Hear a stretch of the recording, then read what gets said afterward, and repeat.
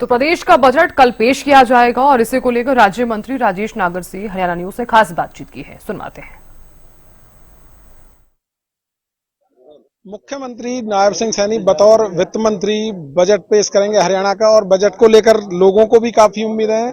और क्या कुछ खास होने वाला है बजट में, हमारे साथ यहाँ पर जो मंत्री हैं, खाद्य एवं आपूर्ति मंत्री राजेश नागर हैं, इनसे हम जान लेते हैं। मंत्री जी, बजट पेश होने वाला है, किस तरीके से देखते हैं, क्या खास रहने वाला है बजट में इस बार? देखो, इस बजट में सभी का वर्ग, सभी क्षेत्र का, सभी विधानसभाओं के लिए हमारे जो विधायक 90 के 90 को बुलाया गया था पंचकुला में, और उनसे एक सहमति बना करके भी हर अपने क्षेत्र की मांग या कोई काम या कोई अपने विकास के लिए कोई मांग है उनको सुना गया था, और उसी के हिसाब से बजट में सभी को एक जगह देकर कि भाई पूरे हरियाणा का समूचा विकास हो, तो उसमें हमने एक जो बैठक हुई थी उसमें ये निर्णय लिया गया। तो तमाम वर्ग के लोगों से इसमें पहले सुझाव भी लिए गए, क्या मुख्य सुझाव आए थे और क्या उन पर कुछ अमल होगा क्या? देखो, इसमें अलग अलग चाहे व्यापारी वर्ग के लोग हों उनसे बैठक हुई थी, चाहे हमारे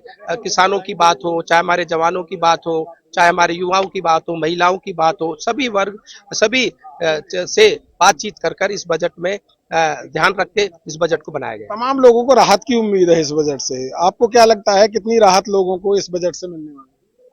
देखो, हमारे 10 साल से हमारी सरकार केंद्र में भी है, प्रदेश में भी है। हमने कोई नया कर, नया टैक्स कुछ नहीं लगाया, और सभी को का ध्यान रखते हुए हर एक साल हमने जो बजट बनाया है सभी का ध्यान रखते हुए बनाया है। मंत्री जी, ऑनलाइन जो है राशन वितरण की बात आई थी, उसमें कितना अब तक काम हो चुका है और कब तक वो लागू हो जाएगी जो स्कीम आपने? देखो, हमने एक तो सीसीटीवी कैमरे के लिए कहा था कि सीसीटीवी कैमरे हर एक डिपो होल्डर के वहां लगे, नए डिपो भी हमने अभी देने की बात की है, और हम चाह रहे हैं कि जो राशन जिसको मिले या तो उसको जैसे पहले मैसेज जाता था मैसेज जाए, ओटीपी के लिए भी डिस्कशन हो रहा है कि अगर इसकी फिजिबिलिटी बनती है या ओटीपी हम ये कर सकते हैं, तो ओटीपी की भी हमारी बात चल रही है, और अधिकारियों से एक बैठक का दौर हो चुका है, दूसरी बैठक हम जल्दी करने जा रहे हैं। कितनी सुदृढ़ हो जाएगी ओटीपी के माध्यम से, अगर लोगों को राशन वितरण होगा तो कितना लोगों को फायदा होगा और कितनी सुदृढ़ता इसमें आ जाएगी? देखो, हम इसमें अपने डिपार्टमेंट में ये कई बार बैठक ले चुके हैं कि भाई हमारा जो भी उपभोक्ता है, कंज्यूमर है, उसको राशन समय पे मिले, पूरा मिले।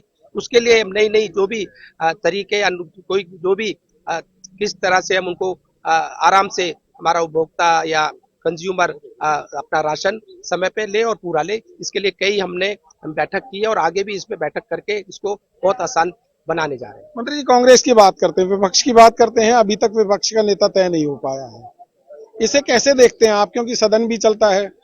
देखो, नेशनल पार्टी अपने आप को कहते हैं, बड़ी पार्टी अपने आप को कहते हैं, और 5 महीने के करीब हो गए हैं, अपना नेता तक नहीं बना पाए। एक सहमति तक अगर आप नहीं बना सकते, कहते हैं ना, बिना कैप्टन के अगर कोई जहाज चलेगा, बिना पायलट के अगर कोई जहाज चलेगा तो जहाज तो टकराएगा ही, गिरेगा ही, क्रैश ही होगा। तो इस तरह से ये आपस में सहमति ना बनाकर एक गुटबाजी, खींचातानी, मतभेद आपस में जो है, तो इनकी लड़ाई ने कांग्रेस को कहां पर लाकर खड़ा कर दिया, और कांग्रेस को कांग्रेस ने ही खत्म कर दिया। तो बीजेपी को भी इसका फायदा पहुंच रहा है? देखो, ये तो उनके अंदर की लड़ाई है।